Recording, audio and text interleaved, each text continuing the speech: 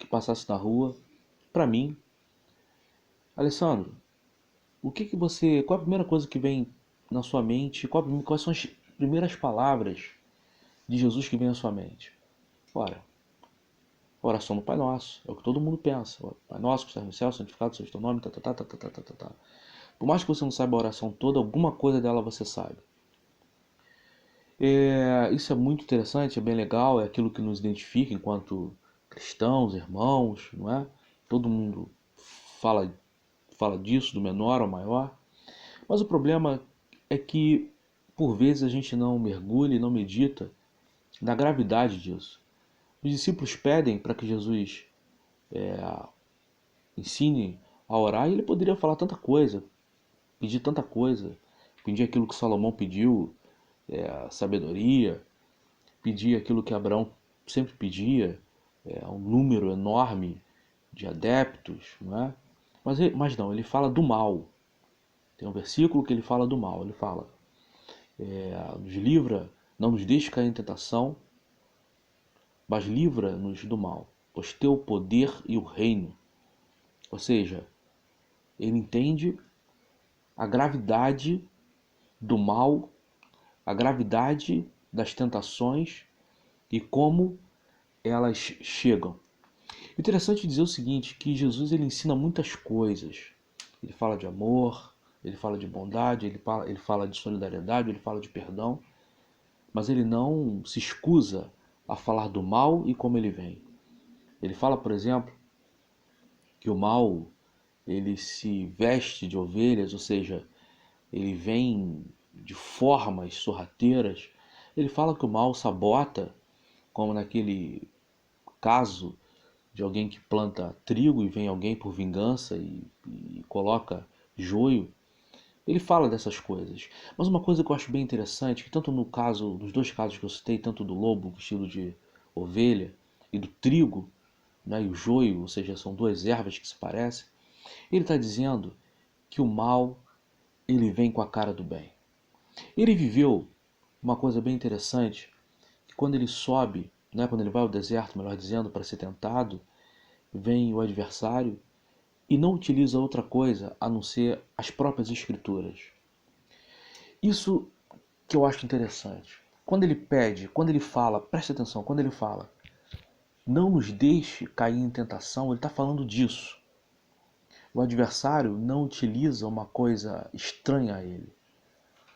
O adversário não está distante das escrituras.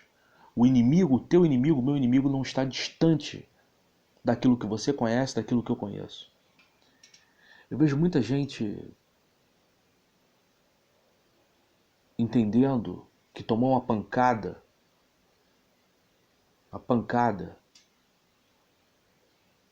de alguém que sabia profundamente das escrituras,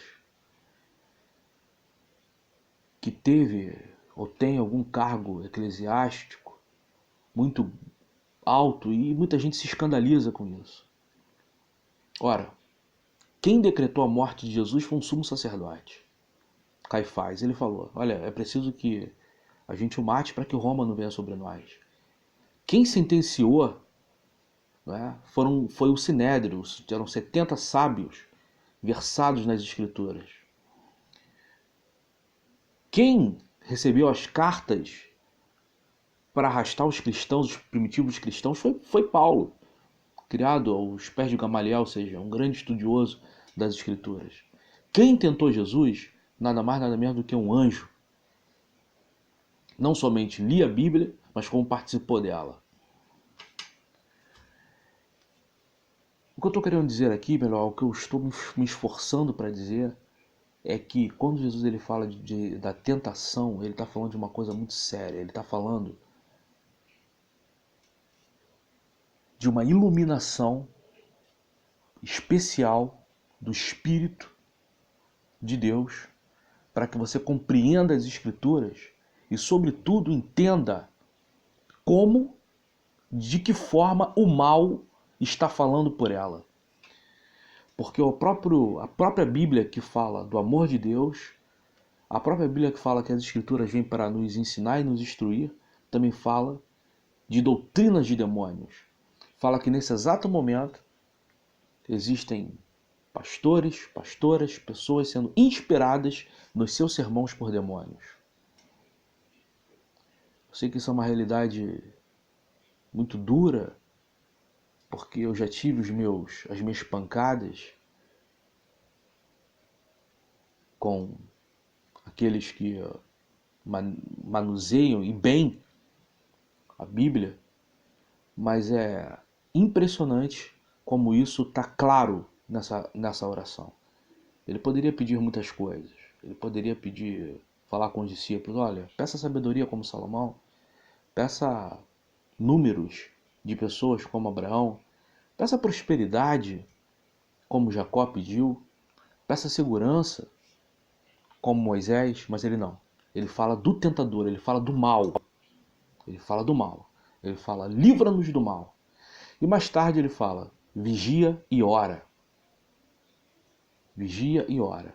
Ou seja, a leitura das Escrituras, a inspiração das Escrituras, deve ser sobretudo,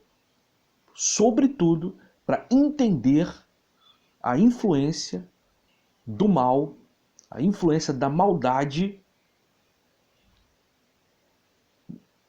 que vem com o sotaque bíblico. E como saber?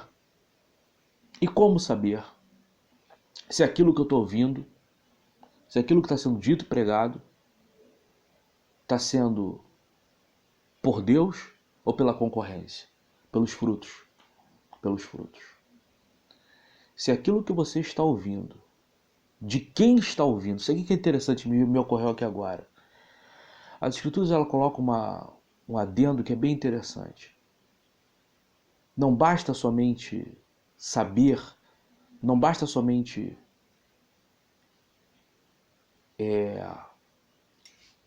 ouvir, mas é de quem se ouve. Porque de quem se ouve determina, vai dizer os frutos. Se os frutos se está sendo produzido cardos e abrolhos, ou seja, na linguagem bíblica, destruição, não é Deus que está falando. Agora, o próprio Jesus ele fala uma coisa que eu acho bem interessante. Ele fala o seguinte, tem um texto, não vou me lembrar aqui agora, mas ele fala, olha só, não confia somente no que eu estou falando não. Olha as consequências daquilo que eu falo. Olha as consequências daquilo que eu falo. O que eu estou querendo dizer aqui de uma forma bem clara é o seguinte, olha para a sua vida, olha para o seu redor. De quem que você está ouvindo? Por mais que seja com sotaque bíblico, está melhor ou está pior? Melhorou ou piorou?